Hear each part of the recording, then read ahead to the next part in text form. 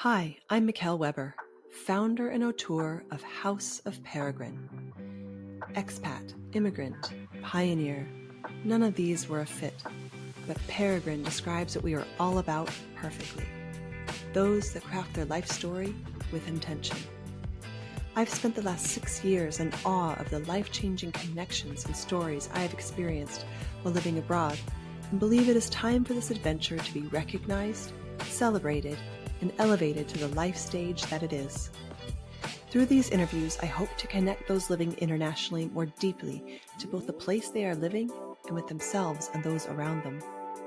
We cover everything from international finances and meaning-making to global parenting and relationships to make your time abroad more intentional, edifying, and full of beauty. Find us at houseofperegrine.com, where you can find more ways to connect with the ethos of Peregrine. I hope you enjoy today's guest. Let's get started. Hello, everyone, and welcome back to the House of Peregrine podcast. Today, I am joined by Dr. Kaisu Koskela, an anthropologist, researcher, and lifelong traveler who spent nearly 30 years living and working across more than 80 countries. Originally from northern Finland, Kaisu grew up near the Arctic Circle and now studies global mobility, digital nomadism, and the rise of remote work visas. She's just finished as a postdoctoral researcher at Radboud University in the Netherlands, where she explored how our choices around movement, work, and belonging shape our lives and our societies. What I find so compelling about Kaisu is that she doesn't just study these questions from afar, she lives them. Today, she's bringing that rare mix of lived experience and deep insight and research to our conversation. Kaisu, welcome to the podcast. I'm so glad you're here. Thank you so much. I'm very happy to be here. Yeah. Nice. Let's just get started. I want to just start from the beginning, growing up, how you did, and then we'll move into the rest of your work. I have to say, when I first encountered you online, it was a rare mix that I don't often experience, which is someone's doing the work that I have been thinking about that I can't do myself. Yeah. And so your research and your insights on it really are, answering a lot of questions I have about the world and about travel and living internationally. So tell us how you grew up and how you got to be Kaisu. Well, indeed, if I just comment on that work part, because this is a life that I've been living anyway, and I'm very fortunate now to have found work that is actually fulfilling those, answering those questions for myself as well.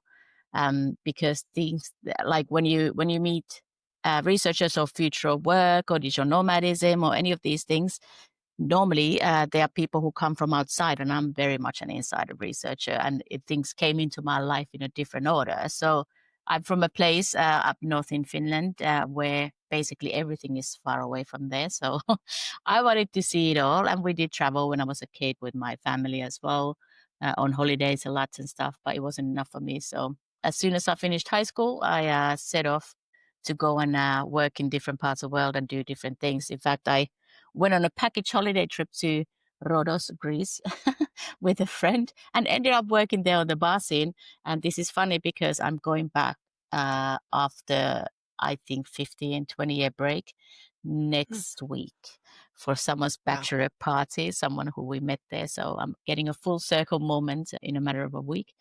But that was, I left to go, and I just kept going pretty much. So your family lived in the same place when you were growing up in Yes. Helsinki? Yeah. I didn't travel. I'm not from a diplomatic family or anything like that. In fact, I have a brother who still lives in my hometown within a matter of couple of blocks. Of his life is exactly circling around a little block in my hometown still, and we grew up very differently, wanting different things. So we were just laughing about that because he believes that place is at the belly button of the world, and that has everything you could ever want within a matter of couple of blocks. Whereas I'm like, nothing is enough. Like, in a way, I've always just wanted to experience the whole world.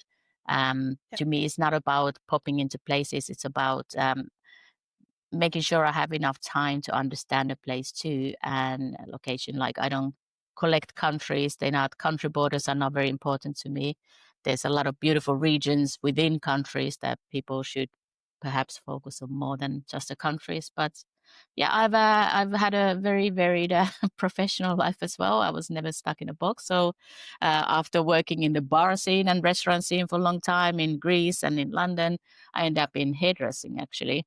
I did an apprenticeship in London in Covent Garden, and I worked in that for quite a while. And then at some point, I got the urge to go to university, but I was already like 26, I think, at the time, when I figured out that the Finnish government is very generous in education. We, of course, are leading the PISA tests in around the world in our education standards, but we also put a lot of money into it. So if you get accepted to study at a university anywhere in the world, the government will pay for you. Wow.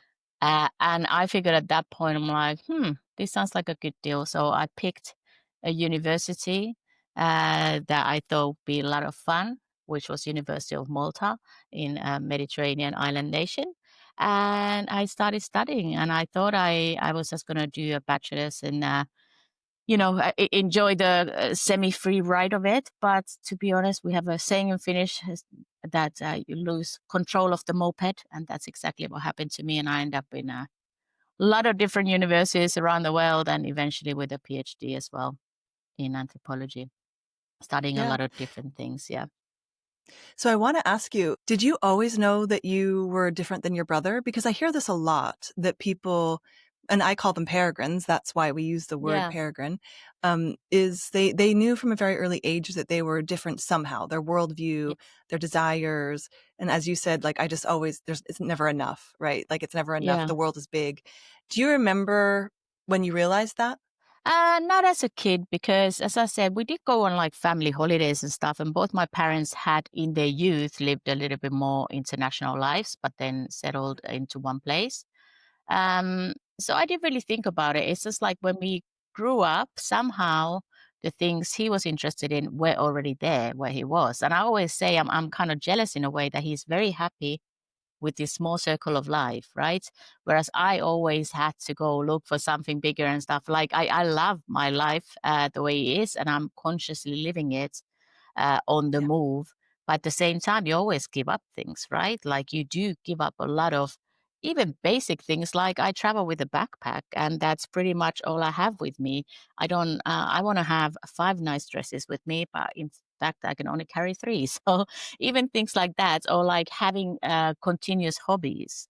Yeah. Going to the same gym, or even seeing your friends and family and everyone often enough, you do give up a lot. So in a way, I'm jealous that someone can be happily live life in a much smaller circle. But yeah, I don't know what it is. We laugh about it a lot, how different our lives are. Yet we Yeah. come from the same place and the same upbringing, and we feel like we are very connected in that way. So yeah, I Yeah. think it's just personality issues too, right? To Yeah, of in course. the end, yeah, Well, I'm that person in my family, so everyone else is like more settled. And I've yeah, always wondered about it, but it does feel older than me. It mm, feels like it came in me. And so yeah, getting into your research a little bit, most recently you were doing your postdoc, if I'm correct, yeah. at Radboud, Radboud, Radboud University in the Netherlands. Um, and so you've made basically a career of working in this field, which happened before it was cool. Like, I feel like digital nomad yeah, visas are, I mean, yeah. they're not new, but they're not that old. No, they are pretty new, and like the visas But themselves started coming out during COVID. But if we talk about digital nomadism as well, the yeah, media is portraying as something as if that was new, and it's not true. I was living a digital nomad lifestyle before the word were like that terminology was not there, with a bunch of other people who also didn't call themselves digital nomads because we had never heard of that terminology. yeah, But of course, people have been able to, ever since technology came to our life and laptops got small enough, people have been able to travel. I've literally met, I met a lot of people who claim to be the original digital nomad, the first one ever out, but I have met people who have already in the 1980s, they've been coders and they've taken their desktop computers and shipped it to from US to Mexico, for example, and then did their coding from there, and then sent a huge case of floppy disks to their employers back in US. Like that's an early form of okay, it wasn't super nomadic because you couldn't move as fast as you can now. You couldn't set up just anywhere in a cafe, But that was definitely the early forms of it. So if we talk about 1980s, and the media has only just, gotten hold of this and become like, oh, like as if it's the newest thing ever. I think Yeah. what is happening though is, of course, we have a lot more people trying out the lifestyle at least, or becoming digital nomads, because it is becoming more accessible, or let's say was becoming more accessible to people during corona times when we most people got to work remotely. And now, Yep. of course, there's a huge call back to the office from bigger employers again, but I don't think Yeah. it's the end of the lifestyle in any way. No. But I want to go back because Yeah. digital nomadism isn't new, or is new maybe, but, and I didn't know about I mean, I can imagine I was doing kind of a digital nomad lifestyle in the early 2000s when Yeah. people just thought you were nuts. But being a nomad isn't new. Like No. living a nomadic lifestyle may be the oldest lifestyle.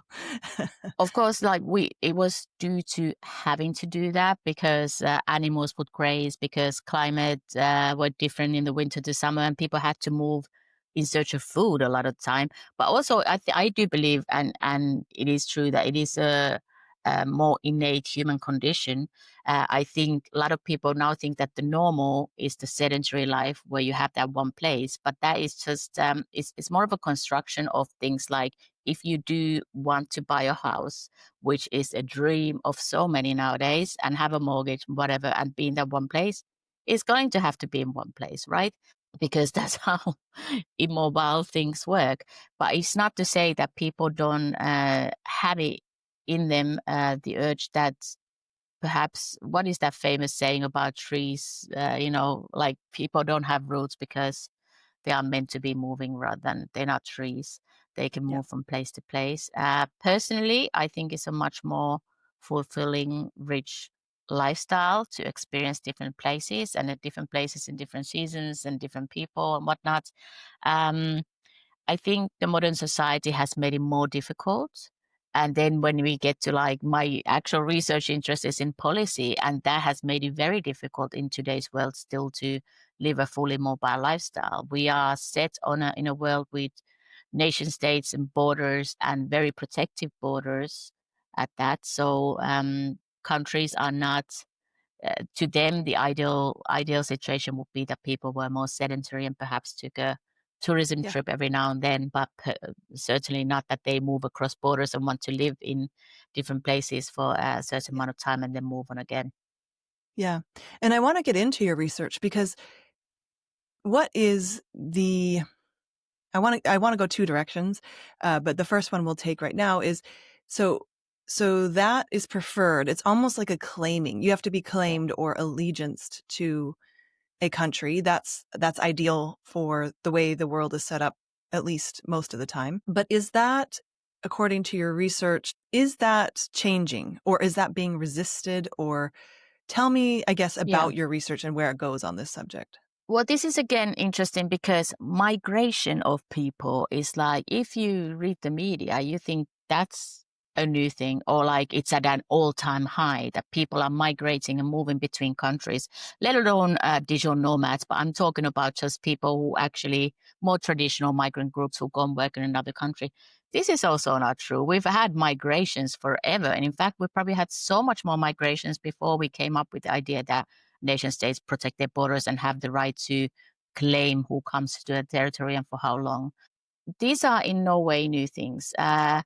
I think the current situation is, when it comes to what I study, is that a lot of countries haven't accepted the fact that work no longer equates a certain geographical region. Work has, or the ability to work has left geography in a way. Mhm. Traditional migration, all the rules and regulations and permits on that were based on the fact that you come and work in that country. So you get a local job, you get a local work permit, you get invited by your employer, or perhaps you follow a family member who is going to work in that country. It And was so is very that economically it's tied centered. to money? Yeah. So It's it's tied to money. money, and Yeah. also protective labor markets. But if you think that labor markets are no longer tied to that country, even within any country, you would have people who work for foreign clients, who work with people the other side of the world. Yet most countries are now welcoming people who bring their work that they might be working with people from around the world with to the country. They don't see that as a welcoming person in a way because it doesn't fit the mold of the local labor market and the protection of that and stuff. So we're in a situation where the reality is that work and location are no longer tied together, yet the government policies don't reflect that yet. That's right. It's making That's it right. very difficult. So it's almost like if you take digital nomadism, which to me, maybe I should mention that the if we talk about digital nomadism versus other types of mobility that also involves remote working, digital nomadism, the nomading part to me is important, is that you move from A to B to C to D and you keep going in a way, in a planned or unplanned manner. Whereas there are a lot of other ways that people combine work and travel nowadays. And by far the biggest one is probably workationers, people who live a pretty sedentary life normally, but then they go from their normal lives. They want to escape a northern winter, for example, and go and work from a Thai island for 2 months, and then they go back to their normal lives. Those people So need that's very not a different digital nomad. things. So That would let's not be define, nomad. yeah, so Yeah, let's define a couple of things. yeah, So digital nomad, yeah. what is a digital nomad? Well, if I actually start by saying that I would say that there's three main types. And at the shorter end of stays, let's say a couple of months, are these workationers who come from their normal sedentary lives and go and live in go and stay in another country and work from there for a couple of months. This is a form of tourism in a way. We're not talking about migration certainly yet. It's also not nomadism because let's say the next one up would be nomads who continuously move. So the whole idea is that you are living your life in that movement, in that mobility. You're not stepping out of your normal life into something else and then going back. And then at Okay. the right at the other end, when we talked about migration already, is people who happen to have remote jobs and they want to take them and move to another country. And this has now become a possibility, especially because of these digital nomad visas. Before that, it was quite tricky. You could get a startup visa or some form of freelance visas in certain countries to go and still hold on to your remote work, perhaps not as a remote work employee, but let's say you had your own company that was registered in US or another European country or whatnot, you could still maybe find a way to live in another country. But the visas, that's what many of them are actually for, is to allow you to come and claim residency and become a resident of country for a longer time on the basis of having a remote job that supports you. Mm. So I would And say that's not, those yeah, and three that's not a digital types. Yeah. nomad though. Yeah, That according to you, again is that's not not. a nomad because you're not Yeah. nomading. So I think in most simplistically way to put it is that a digital nomad, the digital part is that they can do their work online. The nomad Mm. part is that they are continuously on the move and they don't permanently live anywhere. That doesn't say that they don't have residency somewhere because again, this is how the world is set up. It's almost impossible to not have a permanent residence in a country. So you normally have to have everything set up in a country. You can have it set up across different countries. Some people have, there's these flag theorists, for example, who set up their life so that you could have your tax residence in one place, your actual legal residence in one, your passport from one or two other places. You can go to extremes in this, but I would say most digital nomads are registered still in normally their passport citizenship country because that's the easiest way to do it, and but they don't actually live there, so they will be living their life in the mobility in the movement itself. Yeah. And that's a good balance between being, being in the construct and then having the freedom to move around the way Yeah. you want to. So, but tell me why countries, well, first of all, I want to ask, like, do you find that digital nomads, so this is the fear of everybody, right? Like, it's like consuming a country. And it's causing all sorts of debates, which I think are really interesting, about place and the importance of people in it and how they used a place. And so what are you seeing in your research and in your own lived experience with how people consume Yeah. cities, because everyone's consuming where they live, right? Yeah. They're consuming, they're contributing, but how do digital nomads use a place they're at temporarily Yeah. differently?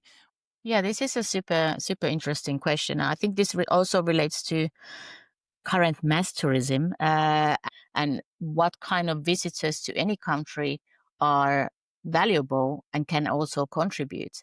I think Yeah. when it comes to these visas, for example, what I try to advocate with countries is that you have to think beforehand, what kind of visitor do you need? Because a lot of them have been, people say they're not very good visas because they only allow you a short stay and they treat digital nomads as another type of tourist. Now, if you are a nation or country that doesn't have mass tourism and actually wants to attract shorter stay people, let's say Kazakhstan has brought out digital nomad visa, for them it's probably a very good tool to try and attract more people to come, even for short time, even for a month or two.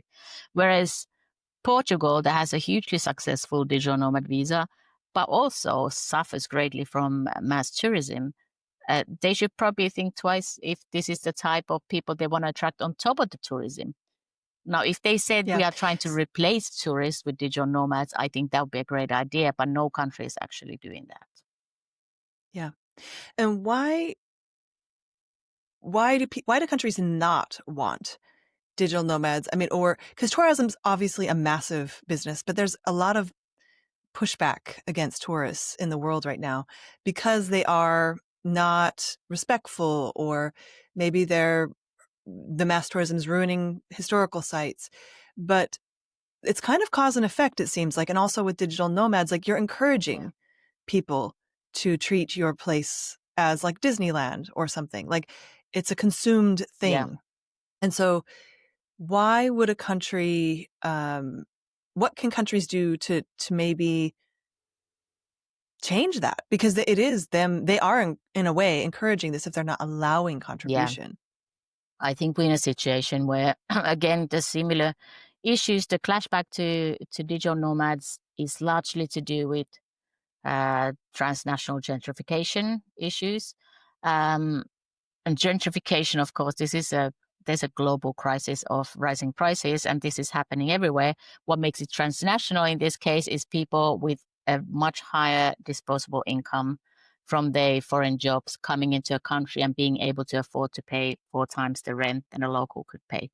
Um, Yep. this, in the end, and in the beginning, one should say maybe, is a issue of policy again. Policymakers have not tackled this strongly enough, and now we're seeing, especially in Spain, the government is cracking down on tourism rental businesses, for example, quite a bit, and empty houses and things like that. That foreigners are keeping houses empty most of the year, for example. They're doing this finally, but it's like you should have done this 10 years ago. Clearly, it's Yeah. all about money. It's about the promise of the very fast tourism dollar and what that can bring you. But unfortunately, what we see that most of the time, tourism dollar doesn't trickle down to the real people of that place. It goes to Yeah. multinational big hotel companies, for example. It goes to already wealthy people who can afford to have their empire of tourism accommodations, for example. So I think this is, in the end, is always going to be a issue of policymakers not being brave enough to actually support the people who selected them to be their guardians. I think something like affordable housing for people should be a basic right by now. Whereas in Lisbon, in Barcelona, in also in Amsterdam, this is becoming an issue. Yep. It's although It's Dutch becoming issue. government is a lot more proactive about it and has been for a longer time, but especially in the more Mediterranean countries, they have not been because they've been lured in by the fast tourism dollar without thinking about the consequences of what if every single last grandmother that appears in a Lisbon postcard has to actually move out? Is Lisbon still the same place?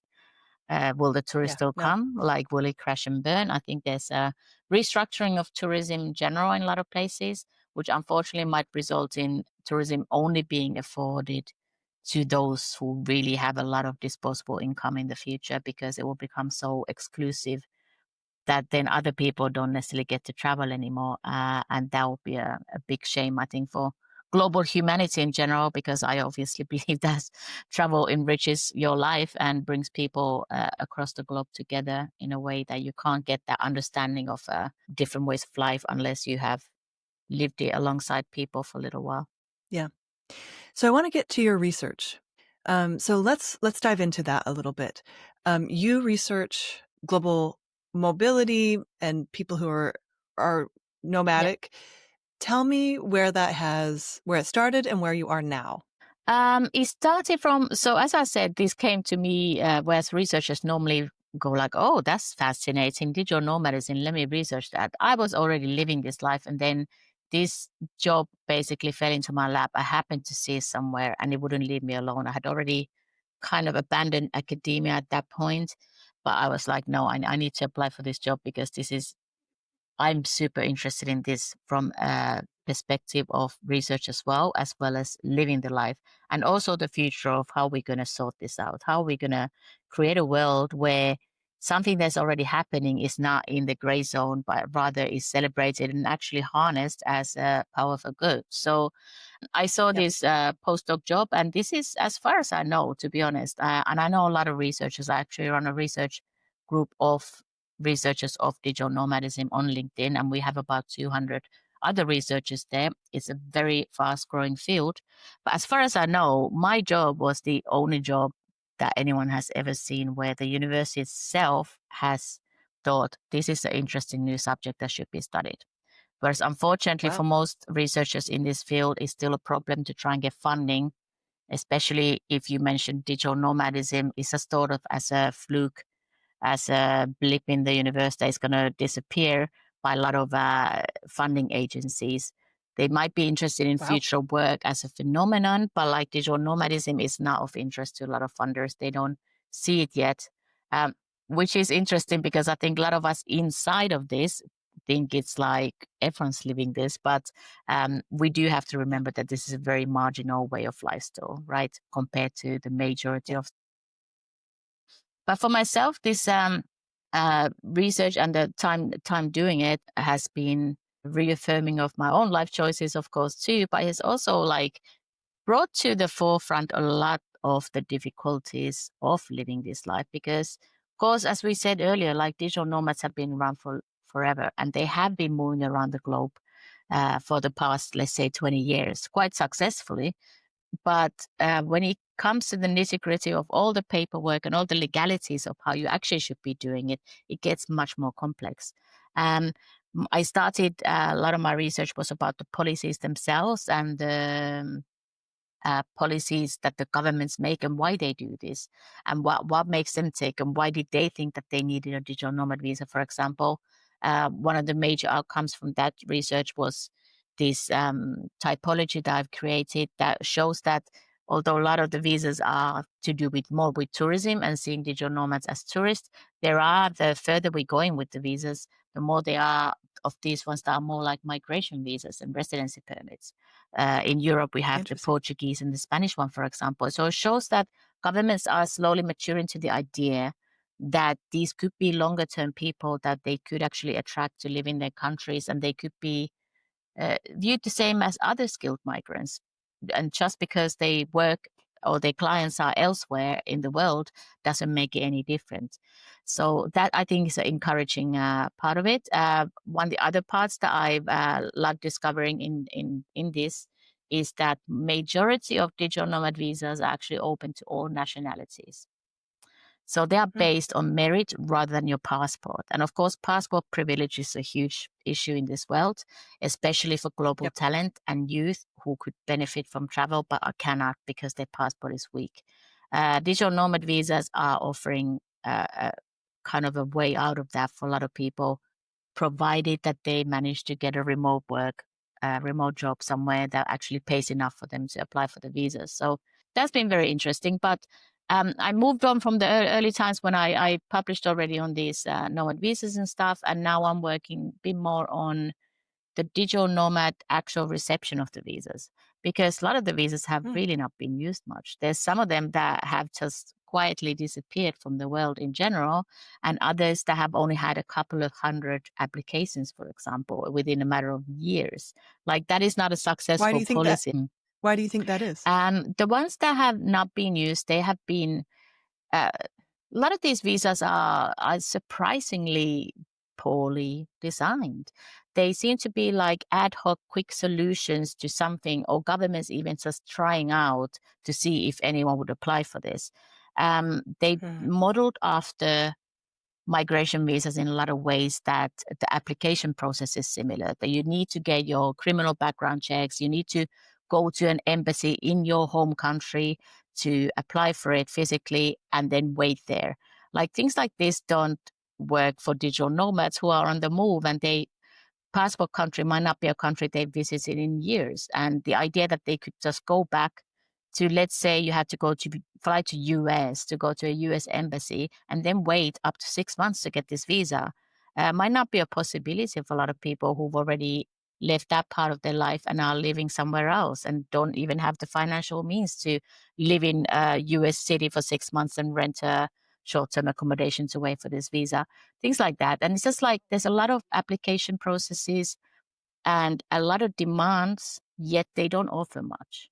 Many of them, the Yeah. shorter ones, only offer you a chance to stay in that country for that time and then get out again, and they don't actually give you anything. So there are a mismatch of migration policies that are disguised as tourist permits, basically. So this is not very well made. Yeah.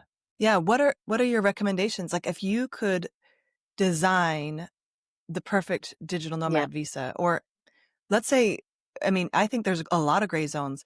So what you've described, and then there's like, if you don't pass the language exam, if Uh-huh. you don't, all the way down from immigrant to like from Tourist to a immigrant. tourist Yeah. visa all the way down to an immigration visa. There's gray areas all the way there that seem outdated in today's Yeah. world. And the paradigm is kind of, like you said, like because of the web, especially, there's this overarching network that doesn't really have respect for nation states. And so nation states are having to battle that, Yeah. um, or they don't have to. But so if you could rewrite some part of this based on the current, say we can't get Yeah. rid of country like borders, what is the advice, or how would you structure Well, it? I would say, yeah, there's this question of legitimacy, right? Like these Yeah. people don't think a country has a right to tell them when they can come to the country and for how long. Well, that's of course Yeah. a privilege that not everyone shares, but a lot of people with strong passports and a lot of disposable income certainly do, because they can go to the country as a tourist and stay 3 months, even up to 6 months or whatnot. So why not to work remotely as well? Um, I actually think and advocate for countries to have several different policies. Only one of them being digital nomad visa, but I think the problem is currently that they have this one type of policy, which is a blimp in the universe, where there might be one type of remote worker who benefits from it, but they don't harness the whole. We talk about a funnel a lot of the time in this field, like a funnel effect of like people who come in as tourists or workationers and then stay as digital nomads for a little bit longer, and then perhaps they want to move to that country and become taxpayers and contribute to the economy and bring innovation and startup culture and all these human capital effects that remote workers from elsewhere could bring. There should be this funnel. So there should be different types of permits. There should be an easy walk-in tourist permit that also allows you to work. Because currently, the majority of countries still ban remote working on a tourist visa. Of course, this is abused everywhere around the world. Most of us work on tourist visas everywhere in the world because it's not punishable as a crime either. But technically, it's Yeah. not allowed. So I'm like, why not just add that one line into your tourist visa and say, you can also do remote work while you're in the country on this visa. This has happened with actually New Zealand, UK being the latest ones earlier this year that brought this out. And I think this is such a simple solution to something. And you're also signaling that you are open to people coming in as and with their work and staying for the 3 months or whatever the tourist visa allows them. I also think residency permits should work the same way, that when you have, most countries have residency permits where you tick one of the boxes being the reason that you are applying for residency. And as I said, the majority of them are tied to you getting a local job. So you apply based on you got to come and work there, or based on family reunifications. These are the two most common ways of getting residency somewhere. Why not have a third box that says I am applying based on I have my own work, own job, own firm, own employment that pays me enough to live in your country. But the digital nomad visa, which is something in between, is the most elusive one. And I actually there's a project called Plumia, which is a moonshot mission of safetying a big global insurance agency, for example.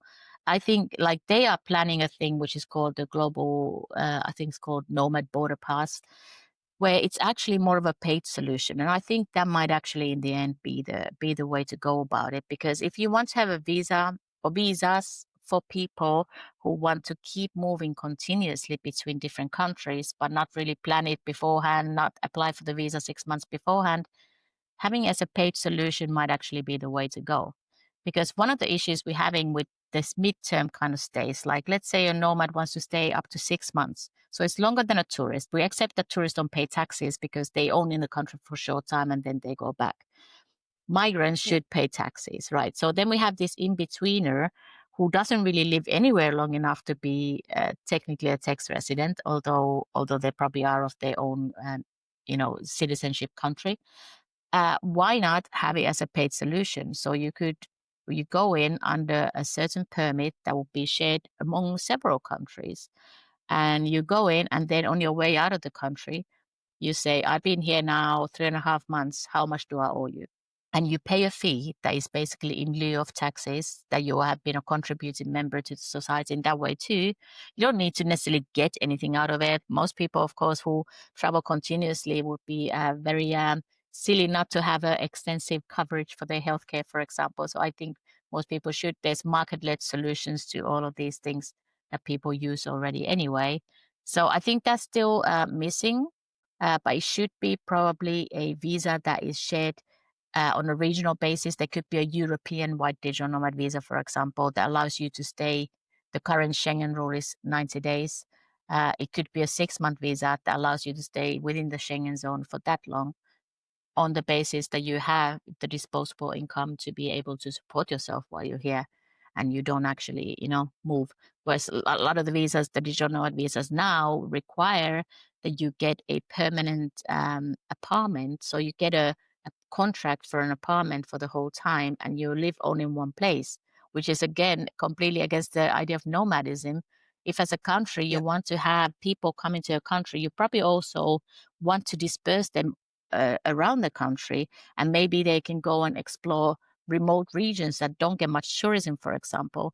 But you're completely forfeiting this purpose if you make people get a permanent apartment, permanent residence while they're on the visa. So things like that should be let go. Countries should really think about the nomadic part of it if they want to dabble in this. I think there's a Yeah. question also, Eh, do you want to as a country, or would you rather just have the short-term stayers and then open up the possibility of having people migrate into your country as well? Yeah. And I think that that's a known quantity. Like people get travelers, they get people backpacking through Europe, Yeah, they understand tourists. They don't, what do they not understand about the nomadic lifestyle that would help them? Because not a lot of, like you said, it's a very small population of people yeah, who are living this life permanently. And so what understanding would you bring, both advantages to the country that they could bring and also challenges? So yeah. what would you I say? think the challenges are exactly this, like to do with. So the reason why a nation state system is so strongly trying to defend their borders is that the majority of our lives are now designed so that your state supports you, especially in the European context. This is true that you get your healthcare, you get your social security, we look after each other. And that's based on the fact that we must pay taxes so that this system can survive, right? So I think that's one of the things that countries also, when it comes to highly skilled migration, but also these having longer visas and residence permits for remote workers, countries are very shy of taxing them because they seem to think that you have to, there's this competition for global talent, of course, there's a competition for skilled migrants. A lot of countries are bringing up beneficial taxation schemes. Netherlands being one, I was lucky to be on that for the last 2 years, and I thoroughly enjoyed having more of my money go to my pocket rather than to the government. But there should be a limit to that. You shouldn't think that in order to attract these people, you cannot tax them at all. If your country, the way the country functions is based on tax money going to the common good and running the country, then you should tax the people as well. I think that's one thing. They're too shy on that. I think on the more positive side, even though I keep saying they're nomads, they keep moving, they also location independent people. If they so choose, they can just stay if given the chance, right? If given the chance to Yeah. build a future in that country. It's not a given that everyone's going to, in fact, majority of people are absolutely not going to do this for the rest of their lives. Many people are probably in search of their next home, at least for a couple of years and stuff. So to approach them only as transient people who are only good for that tourism dollar is a big miss as well. These Yeah, are, it's a missed opportunity. yes, they're highly skilled, very connected, international people, a lot of innovation, a lot of contacts to also bring to the local population and local youth that could be missing out, because there's a lot of countries now that could benefit also this from the way that, let's say, all your youth is leaving the country because they don't see a future there or they don't see any exciting opportunities. If you have a sizable remote working community from abroad, who a lot of whom do work in a startup scene or do work independently as freelancers and are open to all sorts of ideas and have the connections, if those come into that location and can engage with the local youth and local talent as well, the sky's the limit, really. You can build like all sorts of new Silicon Valleys basically around the world with this idea. So it just needs the right type of policy to allow for that kind of stuff to happen, because one of the big problems as well with the current visas, the digital nomad visas, is that they block any access to local labor market. There's very few exceptions to this, the Spanish one being the most notable, where you can actually have a certain percentage of your income come also from Spanish clients. You can also employ Hmm. Spanish people, whereas most of them completely ban you from employing anyone local, which makes no sense to me. Yeah. Because if this same person was in another country, they could remote employ a local person. So why can't you do it while you're in the country? So I think that all protectionism of local labor markets is really slowing the progress down as well. Yeah, it's a bit misguided and maybe a bit Yeah, outdated. And I love this, what you're saying. And when we talk about digital nomads and people who move, we also have to talk about compliance. And so in your research, you told me yeah, something really interesting in the pre-interview about the majority of people want to be in compliance. They just can't. yeah. What? So with taxes, with visas, like you said, you're already out of compliance if you bring your laptop and you sit at a cafe and make money. Yeah. Like As a that's a weird tourist thing already, to have. as a tourist, if you check Yeah. your emails, you're already not in compliance. Yes. Yeah. And this was the what Yeah. I So said about the tourist visas, for example. There's such a simple solution to yeah. this. I know this is not on top of agendas for countries who struggle with a lot of issues to add that one line, but like these are easy solutions to allow something that's Yeah. already happening to get it out of the legal gray zone, because there's so much gray Yeah. zone. It's a situation where digital nomad, like living your life as a digital nomad, is not illegal, but it's almost near impossible to do it 100% legally. And this is something I Yeah. found from, let's say, my autoethnographic approach to my research of having traveled the whole time too and being a remote worker while doing my research. The amount of paperwork, because I had promised to my university that I would do, because I was employed as a local person in Netherlands and I was also a tax resident there during my research. And I had promised to them we're going to do everything completely by the book. And I didn't know that it was going to be this tricky, but like the amount of paperwork that you have to do, even as a European within European Union going to work somewhere, it's a lot of paperwork and a lot of regulation that not every country knows about. So then you are explaining something to someone who should know about it and has never heard of it. Certainly, I've been asking people I meet on the road how much they know about this, and there's a big part of them, including employers, who do not realize all the work that actually should go into making sure that everything is done by the book. And I think actually Yeah. this And is a so, big part of why there is this movement of uh, being called back to the office, because during Corona times, because a lot of people are like, oh, but I wasn't a full employer, because a lot of these problems are especially for people who have employment contracts, who are full-time mhm, employees, because employers in many countries have a lot of labor laws that tie them to making sure that their employees have certain standards of work and rights and things like that. And a lot of people I meet that are like, yeah, during COVID times, it was no problem. My employee let me go anywhere I wanted to do whatever. I think they have smartened up since then. There were several years in between where they slowly started to figure out, the HR team slowly started to figure out, like, hold on, if our employee is there, we're meant to pay, for example, for their healthcare, but they're not in this country. Are we still meant to pay for this? And the answer might be yes. But then if you pay for your healthcare, for your employee's healthcare in Thailand, then you are making a permanent establishment there, and like all these risks for the employers. And that's why they're being so yep, shy for letting you go anywhere for more than a short vacation, maybe, because they yep. actually now figured out there's a lot of legalities to this where they could be liable of having to pay taxes of one of the employees working in that country. Yeah. Every country has their own paradigm Yeah, with healthcare, with workers' rights, with, yeah, yeah. It's a good example is I think a couple of companies US companies in the Netherlands got really a lot in trouble because they would go bankrupt or they would have hiring. They would just, lay off people, and that's not allowed in the Netherlands. yes, So it was just like, exactly. so Dutch employees who were working here were like, sorry, you can't fire Yeah, me. That's not how it works. yeah, I'm on a permanent contract, and a permanent contract doesn't exist in the US. exactly. Like, that's not a thing. Like, it's just not, it doesn't even exist. And so who has precedence, Yes. right? And so it gets into these different paradigms that different countries And this are, certainly applies it's to, cultural. yes, it certainly applies to the social security, for example, which is very strong Yep. in Europe, but not so much elsewhere. And a lot of these new Yep. visas require that if you're an employee, you have to prove that your employer is paying for your social security fees. Whereas your employer is like, I don't pay for them even now, so why would I stop paying them then? And this Yep. stops a lot of people from being able to get these visas as well. They Yep. Yeah, this is a new type of internationalization that we really haven't figured out yet.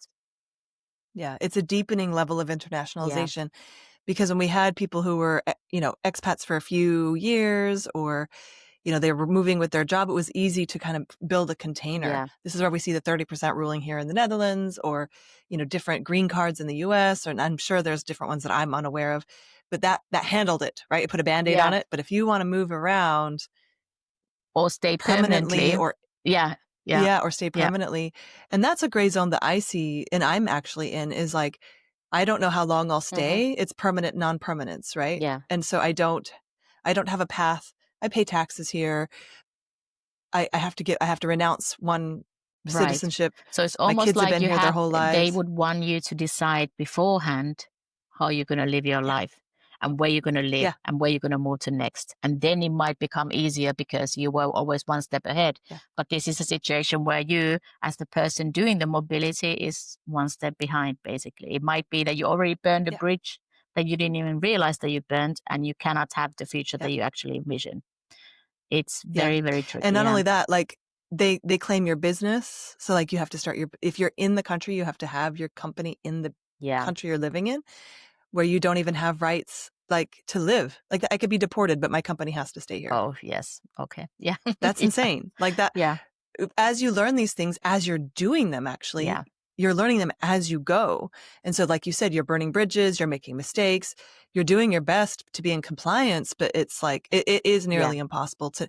And then what I've found is you start living in the gray zone. And so everything becomes a question, which isn't Yeah, necessarily a bad thing, but constantly living with this, especially I have yeah, kids. So I'm like, are we going to be deported? exactly. Don't you think it adds a level of unconscious and conscious stress to your lifestyle when you're actually not Absolutely. doing anything wrong, but then you end up kind of being in the wrong? And this is something that I see with nomads too. When I ask them about it, the people who are aware of all the regulations and stuff and how they should be doing things, but they are not doing, because one of the justifications is that if a country was concerned about me working here on a tourist visa, for example, then they would regulate it somehow. And it's true, no country does, hardly any country does. Let's say currently with Thailand, for example, they came out with a new, it's called Destination Thailand Visa, which is the closest we have at the moment, I would say, to a real digital nomad visa. Since they came up with that, there's a lot of reports from the borders where people are being stopped. Even their laptops are even looked at. Are you going to work in this country? This could easily happen in the US now too, like that, if they took this Yeah. as one of their pain points as well, because they are checking people's tech. But yeah, especially in Thailand, you're getting a lot of questions now of like, are you here? Will you work while you're here? And at that point, when you feel like you're not doing anything wrong, but you have to straight out lie to your border official and say, no, sir, I'm just here to Yeah. see your beautiful land. It becomes a thing where it's like, why do I have to? Why do I have to? I'm not doing anything wrong in a way, but I am. And therefore I get stressed and I feel guilty about this. But the solutions are just not there yet.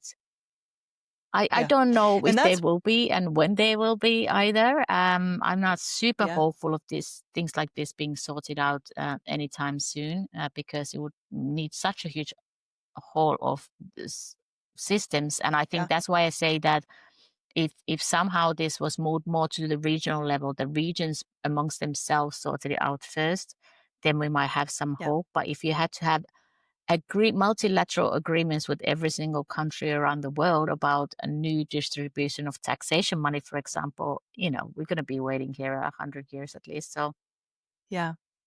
Well, and that's the advice I give people often is, yeah, like don't assume you're as free as you're, like, you can fly anywhere and you can work yeah, on the internet. That's your freedom. Like, it, depending on your passport, of course, but that's not actually yeah, true in the way you live your life. And in some ways, I think it's actually better to be naive. Like, if you know all the like rules, ignorance is it will bliss. really limit. Yeah, or be extremely well-versed and plan out. Like, I often tell people, like, go to someone who's really, there's not a lot of these Yeah, people, but I'm like, strategic, be strategic. Go to someone about your money, because money is what really yeah. is the controlling factor, which I find very sad. But it's like, go to someone who can help you be strategic. I want to live here when I have kids. I want to live here when I did it. I want to live here, and really plan it out, or be ignorant. Be willing to wing it and accept the uncomfortableness of living in a bit of a gray zone, Yeah. is currently like Which has a lot personally of how I would look. stress. Yeah, it has a lot of stress. Yeah, it's not Yeah. the solution forever. But then as soon as you start setting up those solutions forever, you're restricting your mobility again or your freedom to Yeah. make other choices. And that's where I personally struggle, because I truly I would love to be able to say that I'm 100% location independent, but this is not true, because even regulations of like now I am after having moved my tax residency from Netherlands back to Finland again, I'm still tied by the rules of like I'm meant to then stay in Finland for a certain amount of days out of the year, which I do Yeah. not. Granted, and in the end, I know that if I told them I am not there, it would be ruled so that I would still pay my taxes to Finland, because everyone in the end has a default country that will be the country Mhm. where you will be tax liable. This doesn't apply for US because you are one of the two countries where taxation there works differently, but Mhm. it's based on citizenship, whereas everywhere else is based on something else. And I cannot be not a tax resident anywhere. That's not an Yeah, option. Even if I never step yeah, foot in Finland again, but I'm never anywhere else where I would become tax resident either. it would default back to Finland in my case, for example. Yeah. So that's true, right? You can't be stateless. No, no, and this is No true one for can, not just majority you. of Europeans at least. You can't just denounce. I can denounce, like, let's say in the last 2 years, I was tax resident in the Netherlands. And then I had to tell the Finnish government, now I'm going to be tax resident here. And I had to prove that. And then I can be a tax resident Hmm. somewhere else. But I can't just say, I'm leaving the country. I will no longer pay taxes here. They say, fine, but where are you paying your taxes then? And that's the point Wow. when they relinquish the control. And this is true of majority of European countries for sure. You will, and that's why the solution is always easiest to just have your home country as that. In my case, I'm of course in one of the countries with the highest taxation anywhere, so it's not beneficial to Yeah. me. But honestly, the easiness of it is much more important for me. It adds to my Yeah. And location that's a, independence when I don't have to think about it all the time. yeah. And that's what I really think that this is an advantage. Having stressed out people living in your Yeah. country is not a good idea, No. even for a few days. And so I wish that countries would see that even with migration or immigrants or expats or digital nomads or even Yeah. tourists, it's not a good idea energetically, economically, to Certainly not. have stressed out people who don't know the rules. That's not a good thing. And I find this among people who have lived in the Netherlands for, 5, 6, 7, 8 years, is they're stressed Yeah. out. And they're transmitting that into their kids, that are transmitting that into the classrooms, into the jobs. Yeah. Um, and so I really find these gray areas and getting used to living in a gray area and just pushing your way Yeah. through. It's a cool skill. It makes you feel like a CIA agent all the time, but it is also, I don't think places should want people who are doing this. Yeah. I think that it's not beneficial to No, place and then you is add to my, it in places like Netherlands to the very difficult housing situation where you a lot of the time in a gray zone in that too because you just lost your place and you don't have a new address yet and you have to be registered and someone's after you. And I personally yep. found it very stressful for the past 2 years trying to balance life when I was physically not there most of the time and was reporting to the government saying where I was and the questions they would ask me afterwards. I was interrogated about this all the time as if I was really doing something wrong. And in fact, at the same Yeah. time, I was welcomed into the country as a skilled migrant, and it was not at odds. It didn't actually It's a weird, add yeah, up it's weird. at all. Yeah, Yeah. But also I think population is on the decline yeah, most places. And so I find it very interesting. I will find it very interesting to watch. And I'm interested to see how your yeah, research goes on actually, like you're saying, people being a resource that they're trying to get, and not just highly skilled. It's yeah, everyone. Everyone needs to keep society going. And this is an age old problem. I mean, this is an age old problem in wars and everywhere. Human capital is always valuable and for different jobs. But with the internet and the rise of digital work and AI even, I really think that this issue and modernizing it and making it so people can stay in compliance and also move freely, more freely, because that's where work happens and values being created. I really think your work's going to become much, much more yeah. important than even it is now. Um, I yeah. Is there I think anything so else you too. want to leave us with? I'm Yeah. mindful of time, but is there advice you would give someone who's wanting to maybe live fully nomadic life? Is there advice you would give them? Um, Personally, I always found this easy to start living this lifestyle. It has felt like a true me, as you said. Is maybe in some of us it is, and some is not. I would say don't get stuck on this idea of becoming a digital nomad just because it's trendy and it's all over Instagram and stuff. Find your own way of, if you have the possibility to do remote work, to find your own way to introduce at least some location independence into your life. I think for the majority of the world's population, the security they get from a permanent home, permanent house, uh, groups of friends, hobbies, whatever, is far too important to let go of, because to live a fully nomadic life is no joke. This is there's a lot of sacrifices you also make. I happily make them, but I don't actually think this suits the majority of the world's population.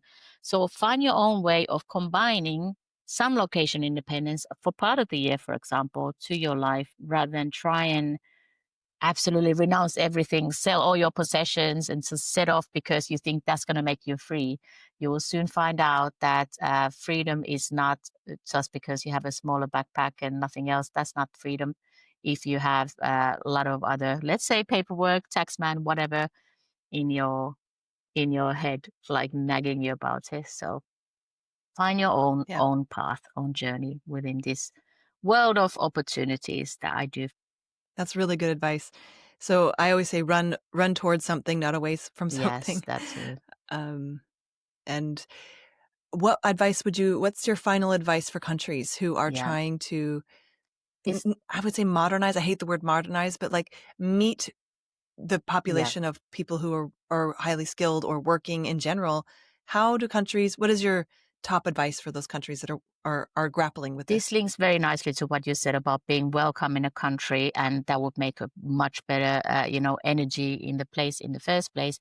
It's about you should think that if you're welcomed in a country, but also that you're offering people the possibility of a future there, because no one is going to start giving their best to you or providing, they human capital for you if they don't see any possibility of a future in that country. Even if they decide not to take it in the long term, even if they don't stay forever, having that possibility is very important.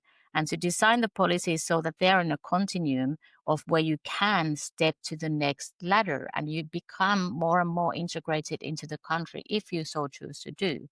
I think that's very important, because otherwise, if you're already from get-go blocking any possibilities of a future and you say you can stay 6 months and then you have to get out and you can absolutely not apply for another permit in the meanwhile, you are completely cutting out any chance of that person wanting to contribute anything more to your country than, the quick buck of their disposable income.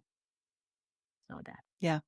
So they're creating people who are using, like consuming and throwing away the Exactly. experience. Yeah, that was a very good point you made about the you're consuming, but then you could also be contributing. And yeah, if you want to have both, ideally you have to provide for both, for the possibility of both of Yeah. those. Yeah. I call it generative Hmm. relationships, right? Like you want to make a generative relationship with these people instead of a consumer based relationship with these people. Yes, very good. I'm gonna steal that. I'll just write that down. Don't Yeah. steal it. Just Yeah. this is you don't have to Yeah. steal it. I'm giving it to you. Thank you.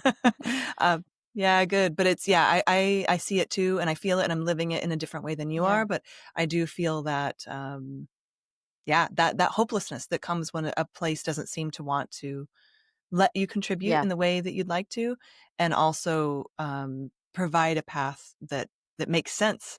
That you can't just say, no, that's kind of abusive. I can't do Yeah, that. it leaves marginal people who, then give up on contributing anywhere really if you don't allow Yeah, them. yeah, cool. I love your work. I love what you're all about. I'm so glad I got to talk to you today about You this. too. And it's more than digital nomadism. I think you're speaking to a larger human impulse, and also this moment we're in that we can't go back from. I don't think the internet's not going to shut off anytime soon. AI is getting more. People are wanting to go to a place that fits their values for different seasons. And so I think we're only going to see more of this, and I hope in a more humane way for both place and people. So I really I admire the work you're doing, and I want to keep up, and maybe we'll have you on again in the future to update us on what's going Absolutely. on. Yeah. No, thank you for having me. Very important conversations. A lot of these things that we should be talking about more, because the world is open already and it is already happening. And it's like, just because we try and ignore it and think that we can somehow put the genie back in the box is not the way to go forward. Yeah. Thank you so much. And thank you everyone for joining us today on the House of Peregrine podcast. If you'd like to find out about Kaisu's work and everything she's up to, we will put her information in the show notes. And please feel free to join us at houseofperegrine.com, where you can find guides and all sorts of stuff about living a location independent life or living internationally. Thanks so much, Kaisu, and we'll see you again soon. Thank you. Okay, that's it for today. I hope you've enjoyed our show. For the latest insights on living internationally, join us at houseofperegrine.com to find out how you can connect with our community. Let's craft our life story with intention together.